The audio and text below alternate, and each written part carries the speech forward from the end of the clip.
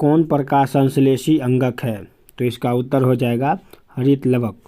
अगला प्रश्न है, दही के जमने में निम्नलिखित कौन सी क्रिया होती है? तो इसका उत्तर हो जाएगा किण्वन। अगला प्रश्न है, कोशिका झिल्ली किस प्रकार की झिल्ली है? इसका आंसर हो जाएगा अर्धपारगम्य। अगला प्रश्न है, कौन सी क्रिया सभी जीवों के लिए अनिवार्य है? इसका उत्तर हो जाएगा श्वसन। अगला प्रश्न है, रक्षी कोशिकाएं पाई जाती हैं, कहाँ पाई जाती है? पत्तियों में। इसका उत्तर हो जाएगा पत्तियों में। अगला प्रश्न है, वह कौन सा प्रक्रम है जिनके द्वारा शरीर में ऊर्जा का उत्पादन होता है? तो इसका उत्तर हो जाएगा श्वसन। अगला प्रश्न है, शरीर में भोजन का पचना किस प्रकार की अभिक्रिया है? तो इसका आंसर हो जाएगा उपचयन। अगला प्रश्न है, प्रकाश संश्लेषी अंग है, तो प्रकाश संश्लेषी अंग है पत्ती। अगला प्रश्न है, वाष्पोत्सर्जन कैसी प्रक्रिया है? तो इसका उत्तर हो जाएगा भौतिक। अगला प्रश्न है, पौधों में वाष्पोत्सर्जन किस भाग में होता है? तो होता है पत्तियों में। इसका उत्तर हो जाएगा पत्तियों में। अगला प्रश्न है, प्रकृति में ऑक्सीजन का संतुलन कैसे बना रहता है? तो प्रकाश संश्लेषण के कारण। तो इसका उत्तर हो जाएगा प्रकाश संश्लेषण के कारण। अगला प्रश्न है, प्रकाश संश्लेषण द्वारा पौधे किस की प्राप्ति करते हैं? ग्लूकोज की प्राप्ति करते हैं। अगला प्रश्न है, मैग्नीशियम पाया जाता है, इसका उत्तर हो जाएगा क्लोरोफिल में। अगला प्रश्न है, प्रकाश संश्लेषण क्रिया में ऑक्सीजन बाहर निकलता है, तो इसका उत्तर हो जाएगा जल से।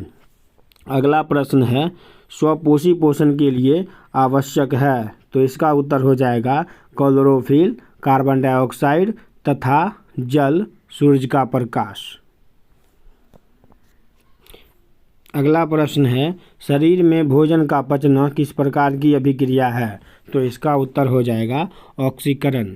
अगला प्रश्न है, कवक में पोषण की कौन सी विधि है? तो हो जाएगा इसका उत्तर मृतजीवी। अगला प्रश्न है, कुटपाद किस में पाया जाता है? तो इसका उत्तर हो जाएगा अमीबा में। अगला प्रश्न है, स्टोमाटा पौधे के किस अंग में पाया जाता है? तो इसका उत्तर है पत्तियों में। अगला प्रश्न है, पौधों के वायवीय भागों से जल के निष्कर्षण की क्रिया को क्या कहते हैं? तो इसका उत्तर हो जाएगा वाष्पोत्सर्जन। अगला प्रश्न है, जठर ग्रंथियाँ कहाँ पाई जाती है? तो जठर ग्रंथियाँ पाई जाती है अमाशय में, तो इसका उत्तर हो जाएगा अमाशय में। अगला प्रश्न है, क्लोरोफिल वर्णक का रंग होता है, तो इसका उत्तर हो जाएगा हरा। अगला प्रश्न है, प्रकाश संश्लेषण होता है, इसका उत्तर हो जाएगा दिन में। अगला प्रश्न है, इनमें किसके द्वारा अमीबा में भोजन का अंतर्ग्रहण होता है? तो इसका उत्तर हो जाएगा कुटपाद। अगला प्रश्न है, मनुष्य शरीर की सबसे बड़ी ग्रंथि है यकृत, जिसको इंग्लिश में क्या बोलते हैं? लीवर बोलते हैं। अगला प्रश्न है, निम्न में कौन उत्सर्जी अंग है? तो उत्सर्जी अंग कौन है? वृक्क, जिसको इंग्लिश में किडनी बोलते हैं। अगला प्रश्न है, एक वयस्क मनुष्य के कितने दांत होते हैं? तो इसका आंसर हो जाएगा 32। अगला प्रश्न है, निम्नलिखित में किसे कोशिका का ऊर्जा मुद्रा के रूप में जाना जाता है? तो इसका आंसर हो जाएगा एटीपी को। अगला प्रश्न है, पत्तियों में गैसों का आदान प्रदान कहाँ होता है? तो रंध्र द्वारा होता है पत्तियों में। अगला प्रश्न है, कार्बोहाइड्रेट, प्रोटीन तथा वसा का पूर्ण पाचन का स्थल निम्नलिखित में कौन सा है? तो इसका उत्तर हो जाएगा छोटी आंत। छोटी आंत में ही कार्बोहाइड्रेट, प्रोटीन तथा वसा तीनों का पाचन होता है। अगला प्रश्न है, अल्कोहल में उबली हुई पत्ती पर आयोडीन विलयन की कुछ बूंदें डालने पर पत्ती का रंग हो जाता है, तो इसका उत्तर हो जाएगा काला या नीला। अगला प्रश्न है, मनुष्य के मुखगुहा में कितने जोड़ियां लार ग्रंथियां पाई जाती है? तो हो जाएगा कितना? 3 जोड़ी लार ग्रंथि। अगला प्रश्न है, यहाँ अमावस्या हो गया, यहाँ होगा अमाशय। अमाशय के अग्रभाग को कहते हैं, तो अमाशय के अग्रभाग को क्या कहते हैं? कार्डियक। अमाशय कैसे होता है? यहाँ लिख देते हैं, इसको देख लीजिएगा। अमाशय ऐसे होता है, तो यहाँ ये नहीं होगा, यहाँ ये होगा अमाशय। अगला प्रश्न है, मुख गुहा का पिछला भाग कहलाता है ग्रसनी। अगला है मनुष्य के आहार नाल की कौन सी रचना अवशेषी अंग है? तो इसका आंसर हो जाएगा अपेंडिक्स। अगला प्रश्न है चाइल्ड का अवशोषण होता है, तो इसका उत्तर हो जाएगा इलियम में। अगला प्रश्न है पैरामीशियम में पाई जाने वाली पोषण विधि क्या है? तो इसका आंसर हो जाएगा प्राणी संपोषण। अगला प्रश्न है निम्नलिखित में किस छिद्र द्वारा ग्रसनी ग्रासनली से जुड़ी होती है? तो इसका उत्तर हो जाएगा निगल द्वार द्वारा। अगला हो जाएगा वह सारी क्रियाएं जिनके द्वारा जीवों का अनुरक्षण होता है क्या कहलाती है? जैव प्रक्रम कहलाती है। अगला प्रश्न है मनुष्य के दांत की सबसे ऊपरी परत क्या है? एनामेल हो जाएगा। 41 ग्लूकोज कितने कार्बन से बना अणु होता है? तो 6। काहे कि यहाँ देखिए कितना होता है ग्लूकोज का C6H12O6। बोलिए यहाँ कार्बन कितना है? 6 है, इसलिए यहाँ कितना होगा? 6 होगा। अगला प्रश्न है पौधों में गैसों के निष्कासन के लिए किस क्रिया का उपयोग होता है? तो इसका उत्तर हो जाएगा विसरण। अगला प्रश्न है डेंटाइन के ऊपरी दांतों की सुरक्षा हेतु पाए जाने वाली कठोर परत को क्या कहते हैं? तो इनामेल कहते हैं।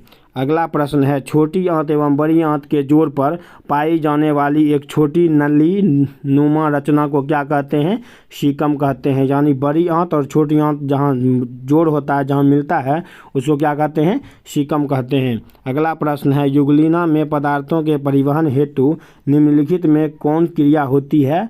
तो विसरण क्रिया होती है। अगला प्रश्न है ग्रहणी भाग है, तो ग्रहणी भाग है छोटी आंत का। ग्रहणी को इंग्लिश में डेडुनम बोलते हैं। छोटी आंत के 3 भाग हैं, डेडुनम, जेजुनम, इलियम। तो ग्रहणी भाग हो जाएगा किसका? छोटी आंत का। अगला प्रश्न है पाचन क्रिया कहाँ पूर्ण होती है? तो पाचन क्रिया छोटी आंत में पूर्ण होती है। अगला प्रश्न है दंत अस्थि क्षय का कारण है, यानी दांत कब खराब हो जाता है? मीठी चीज़ खाने से, दांतों की सफाई न करना, बैक्टीरिया द्वारा अम्ल निर्माण प्रक्रिया। यानी जब दांत में पिल्लू लग जाएगा तो दांत सड़ने लगेगा। अगला प्रश्न है मानव शरीर में सबसे बड़ी ग्रंथि के रूप में जाना जाता है यकृत को। इसी को लीवर भी बोलते हैं। इसी को क्या बोलते हैं? लीवर भी बोलते हैं। अगला प्रश्न है पैरामीशियम में भोजन का अंतर्ग्रहण होता है कोशिका मुख द्वारा। अगला प्रश्न है अमीबा का मुख्य भोजन है शैवाल के टुकड़े, डायटम एवं एक कोशिकीय जीव और बैक्टीरिया। अगला प्रश्न है प्रकाश संश्लेषी इकाई है। प्रकाश संश्लेषी इकाई क्या है? क्लोरोफिल। अगला प्रश्न है प्रकाश संश्लेषण प्रक्रिया का मुख्य उत्पाद है, तो इसका आंसर हो जाएगा ग्लूकोज।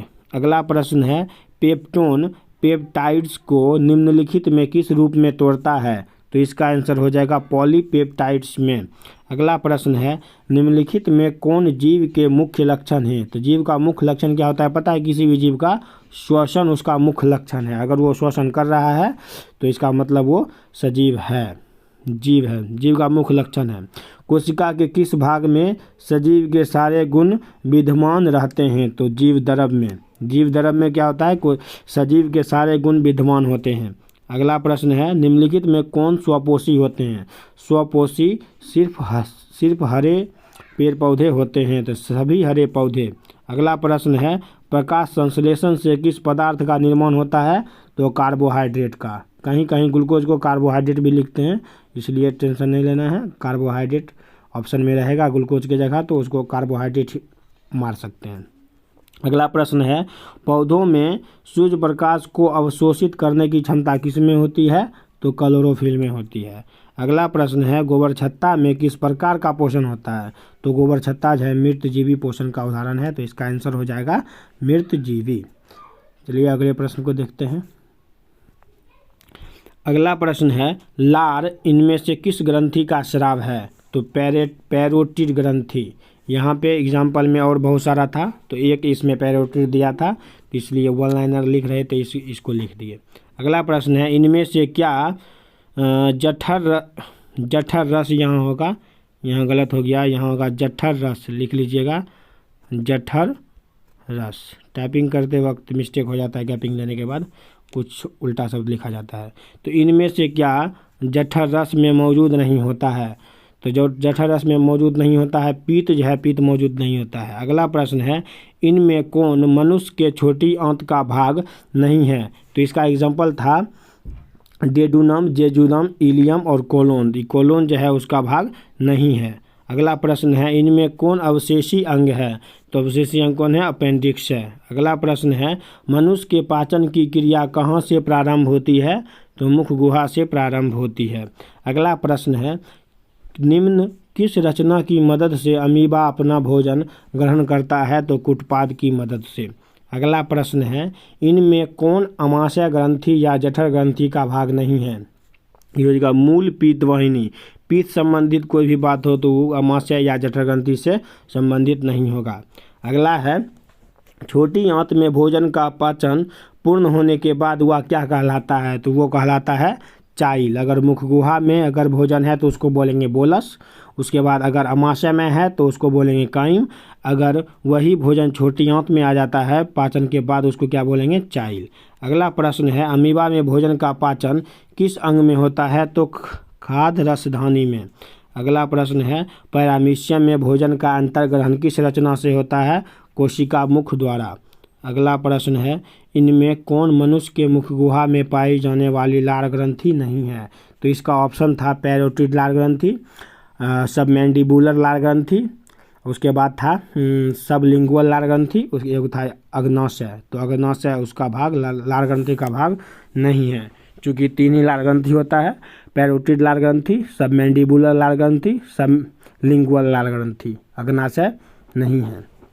अगला प्रश्न है इनमें कौन वसा को वसा अम्ल तथा ग्लिसरॉल में बदलता है? तो लाइपेज। अगला प्रश्न है मानव आहार नाल के किस भाग की लंबाई सबसे अधिक होती है? तो छोटी आंत का। छोटी आंत का लंबाई कितना होता है? 6 मीटर। कितना होता है? 6 मीटर। अगला प्रश्न है मानव शरीर की सबसे बड़ी ग्रंथि क्या है? यकृत है, जिसको क्या बोलते हैं? लीवर भी बोलते हैं। अगला प्रश्न है श्वसन क्रियाविधि का अंतिम उत्पाद निम्नलिखित में कौन सा है? तो हो जाएगा जल और कार्बन डाइऑक्साइड। क्या हो जाएगा? जल, कार्बन डाइऑक्साइड। अगले प्रश्न को देखते हैं। अगला प्रश्न है मनुष्य के आहार नाल की लंबाई कितनी होती है? तो हो जाएगा 8 से 10 मीटर। ऐसे अगर एग्जैक्ट बोले तो लिखा रहता है 9 मीटर, अगर ऐसे लिखा रहे तो 8 से 10 मीटर, चूँकि 8 और 10 के बीच में 9 ही आता है। अगला प्रश्न है निम्नलिखित में किस को कोशिकीय ईंधन कहा जाता है? तो ग्लूकोज को कोशिकीय ईंधन कहा जाता है। अगला प्रश्न है पादप अपशिष्ट संचित रहते हैं पत्तियों में, छाल में, कोशिकीय रिक्तिकाओं में। यहाँ तीनों हो जाएगा आंसर। अगला है पौधों में गैसों का निष्कासन कहाँ होता है? तो रंध्रों से होता है, वात रंध्रों से होता है। अगला है छोटी आंत की दीवार में पाई जाने वाली ग्रंथियों के स्राव को क्या कहते हैं? इसको आंतरस या सक्कस एंटीरेकस कहते हैं। अगला प्रश्न है निम्नलिखित में जठर ग्रंथियां की कौन सी कोशिका हाइड्रोक्लोरिक अम्ल का स्राव करती है? तो भित्तिया कोशिका है जो हाइड्रोक्लोरिक अम्ल यानी HCl का स्राव करती है। अगला प्रश्न है छोटी आंत में भोजन के पाचन में निम्नलिखित में किस रस की भूमिका होती है? छोटी आंत में तो हो जाएगा पहला पीत रस, दूसरा अग्नाशय रस, तीसरा हो जाएगा आंत रस।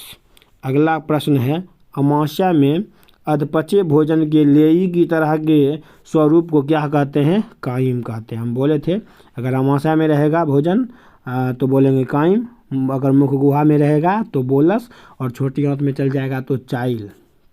अगला क्वेश्चन है प्रकाश संश्लेषण प्रक्रम में गैसों का आदान प्रदान किन अंगों द्वारा होता है? तो पत्तियों में उपस्थित रंध्रों द्वारा होता है। कैसे होता है? पत्तियों में उपस्थित रंध्रों द्वारा होता है। अगले प्रश्न को देखते हैं।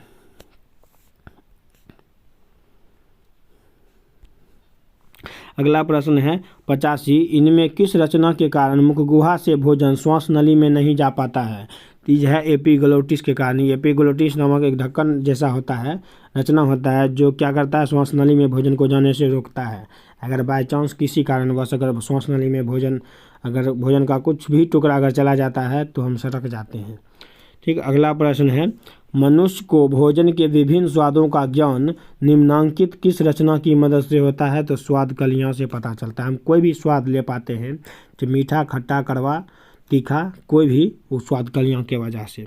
अगला प्रश्न है, दांत की अच्छी प्रकार से सफाई नहीं करने पर दांतों पर बनने वाला एक अस्थायी परत क्या कहलाता है? दंत पलांक। क्या कहलाता है? दंत पलांक। अगला प्रश्न है, अमाशय की दीवार में होने वाला घाव निम्नलिखित में किसके अत्यधिक स्राव से होता है? तो हो जाएगा अम्लीय स्राव। क्या हो जाएगा? अम्लीय स्राव। अगला प्रश्न हो जाएगा, एक कोशिकीय जीव जैसे अमीबा पैरामीशियम में श्वसन गैसों, यहाँ होगा श्वसन गैसों हो जाएगा, यहाँ पे, यहाँ नहीं होगा ये, श्वसन गैसों, यहाँ लिख लीजिएगा क्या? गैसों। श्वसन गैसों का आदान प्रदान निम्नलिखित में किसके द्वारा होता है? तो कोशिका झिल्ली से विसरण द्वारा होता है। अगला प्रश्न है, एक अर्धपारगम झिल्ली से जल के विसरण की क्रिया को क्या कहते हैं? तो परासरण कहते हैं। क्या कहते हैं? परासरण कहते हैं। यहीं पे यह वीडियो समाप्त होती है। अगर यह वीडियो आपको अच्छी लगी हो, वीडियो को लाइक करें और चैनल को सब्सक्राइब करें। धन्यवाद।